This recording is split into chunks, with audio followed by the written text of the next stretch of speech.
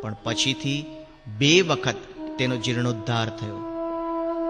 આ વિસ્તારના અન્ય સ્થાપત્યોની જેમ તારંગા મંદિરનું સ્થાપત્ય અને શિલ્પો પણ અવ્વલ દરજ્જાના છે. આવા જ કેટલાક અદ્ભુત સ્થાપત્યો નિહાળવા અમે અહીંથી જવાના વડનગર. મહેસાણા જિલ્લાના આ ઐતિહાસિક નગરમાં પ્રવેશતા વેત જ ગુજરાત પ્રવાસનનું આ સાવ અનોખી ભાત પાડતું અતિથિગૃહ પ્રવાસીઓનું સ્વાગત કરે છે.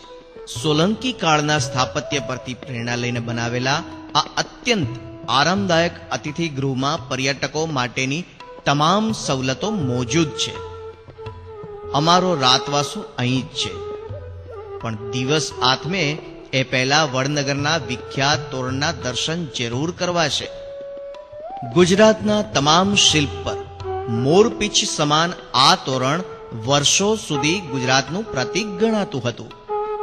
લગભગ 40 ફૂટની ઊંચાઈ ધરાવતા આ સ્થાપત્યોનું નિર્માણ કદાચ કોઈ વિજય પર્વ મનાવવા માટે થયું હશે. તેના પર સમ્રાંગણના શિલ્પો કંડારવામાં આવ્યા છે. અમારી ઈચ્છા તો આખું વડનગર આજે જ જોઈ લેવાની છે, પણ સૂર્ય આથમવામાં છે એટલે બાકીના સ્થળો કાલે જ જોવા પડશે. વડનગર જોવા માટે આજે અમારી પાસે આખો દિવસ છે.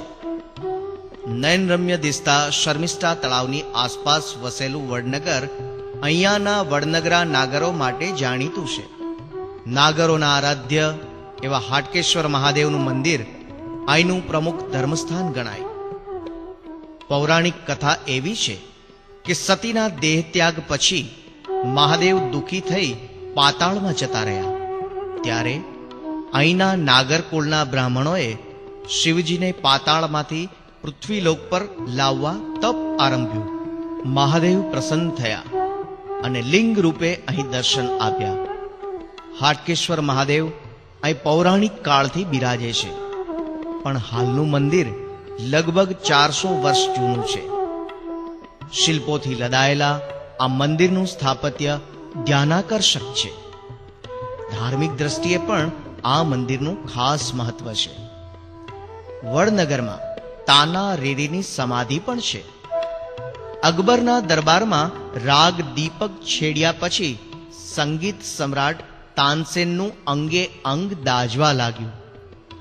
રાગ મેઘમલ્હારનું ઉત્તમ ગાન કરી નાગરકુળની બહેનો તાના અને રીરીએ એમને શાતા આપી હોવાનું કહેવાય છે. અકબરે બેઉ બહેનોને પોતાના દરબારમાં ગાવાનું આમંત્રણ આપ્યું, પણ એ સમયે બ્રાહ્મણ કન્યાઓ આવો કાર્યક્રમ આપે એવું કોઈ વિચારી પણ શકતું નહોતું. તાના રેડીએ દરબારમાં આવવાની ના ભણી દીધી. દંતકથા છે કે ગિન્નાયેલા અકબરે બેઉ બહેનોને લાવવા સૈન્ય મોકલ્યું, પણ તાના અને રીરીએ પોતાના વતનનું સંકટ ટાળવા અહીં પ્રાણ ત્યાગ કર્યો. વડનગરમાં આ સિવાય પણ અનેક મંદિરો, કુંડ અને વાવ આવેલા છે.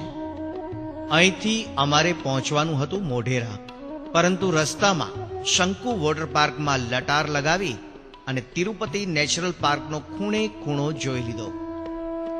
લગભગ 60 એકર જમીનમાં બનેલા આ પાર્કમાં અનેક આકર્ષણો છે. ખાસ કરીને બાળકોને મજા પડી જાય એમ છે.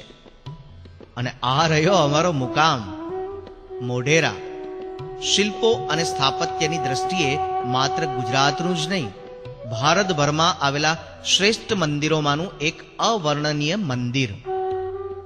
સૂર્યદેવને સમર્પિત આ મંદિર મુખ્યત્વે 3 ભાગોમાં વહેંચાયેલું છે: સૂર્યકુંડ, રંગમંડપ અને મૂળ મંદિર. મંદિરની ભવ્યતાની ઝાંખી સૂર્યકુંડથી જ મળવી શરૂ થઈ જાય છે. 52 બાય 36 મીટરની લંબાઈ પહોળાઈ ધરાવતા આ કુંડમાં અલગ અલગ દેવોના 108 નાના મંદિરો છે.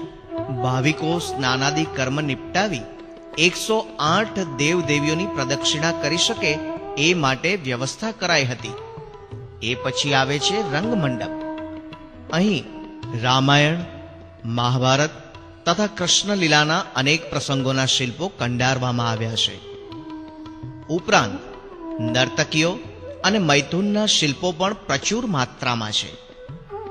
મૂળ મંદિરમાં પણ દેવ દેવીઓના તથા મૈથુનના શિલ્પો છે. મુખ્ય મંદિરમાંથી સૂર્યદેવની મૂર્તિ ગાયબ છે. કહેવાય છે કે અહીં પૂર્ણ કદની સંપૂર્ણતઃ સોનાની મૂર્તિ સ્થપાયેલી હતી, પરંતુ અલ્લાઉદ્દીન ખિલજીના સૈન્યએ આ મંદિરને પણ બખ્શ્યું નથી. લૂંટફાટ તો કરી જ, પણ અહીંના તમામ શિલ્પોને ખંડિત કર્યા. કોઈનો હાથ તોડ્યો, તો કોઈના પગ, તો કોઈની ગરદન. અખંડિત મૂર્તિ શોધવાનું અહીં લગભગ અશક્ય છે. એક મત એવો છે કે આ મંદિરમાં શિલ્પોના માધ્યમથી ધર્મ, અર્થ, કામ અને મોક્ષ એમ ચારેય મુદ્દાઓને વણી લેવાયા છે.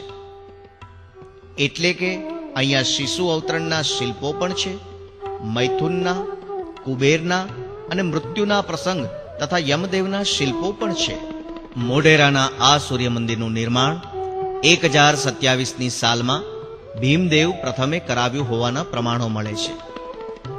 સોલંકી યુગના અન્ય સ્થાપત્યોની માફક આ મંદિરમાં પણ ઈંટ ચૂનાનો ઉપયોગ નથી થયો. આખું મંદિર ઇન્ટરલોકિંગ સિસ્ટમથી બનેલું છે. એટલે કે એક પથ્થરમાં ખાંચ બનાવી બીજા પથ્થર તેમાં જડબે સલાક બેસાડી દીધેલા છે. આ મુદ્દો ખ્યાલ રાખીએ તો આ મંદિર કોઈ અજાયબીથી કમ નથી. મોઢેરાથી ગણતરીની ક્ષણોમાં તમે બહુચરાજી પહોંચી શકો છો. અંબાજીમાં દેવી સતીનું હૃદય પડ્યું હતું, તો અહીં સતીના હાથ પડ્યા હતા. અંબાજી એ શક્તિનું યુવતી સ્વરૂપ છે. પાવાગઢના મહાકાળી માતૃ સ્વરૂપ છે, તો બહુચરાજી બાળાના સ્વરૂપે બિરાજે છે. અહીં પણ મૂર્તિની પૂજા થતી નથી, પરંતુ સોના મઢેલા અને સ્ફટિક દ્વારા નિર્મિત બાલા યંત્રની પૂજા થાય છે. તંત્રશાસ્ત્રમાં વર્ણવાયેલી 10 મહાવિદ્યામાંથી ત્રિપુર સુંદરીનું સ્વરૂપ છે, એ જ અહીંયા બહુચરાજી તરીકે ઓળખાય છે. કહેવાય છે કે આ વિસ્તારમાં બાલા ત્રિપુર સુંદરીએ અનેક રાક્ષસો હણ્યા હતા, એટલે તેઓ બહિર્ચરી કહેવાયા અને કાળક્રમે તેમાંથી બહુચરાજી નામ પ્રચલિત થયું. કહેવાય છે કે આ સ્થળે માં બહુચરાજી દરેક ભાવકોની મનોકામના પૂર્ણ કરે છે. પુત્ર પ્રાપ્તિ, મકાન, દર્દના ઈલાજ માટે અને પુરુષાર્થન મેળવવા માટે પણ અહીં માનતા રખાય છે. ભાવિકોનો પ્રવાહ અહીં દિન પ્રતિદિન વધતો ચાલ્યો છે. ભારતની 51 શક્તિપીઠોમાં બહુચરાજીની પણ ગણના થાય છે. મુખ્ય મંદિરની આસપાસ અહીં અનેક નાના મોટા મંદિરો આવેલા છે. બહુચરાજીના આ મંદિરની અને માતાના ચમત્કારની અનેક વાતો પ્રચલિત છે. આમ તો પુરાણોમાં પણ આ સ્થળનો ઉલ્લેખ છે, પણ હાલનું મંદિર જીર્ણોદ્ધાર પામેલું છે. મહેસાણા જિલ્લાનું એક મહત્વપૂર્ણ તીર્થ જોવાનું હજુ આપણે બાકી છે. જૈન તીર્થ શંખેશ્વર.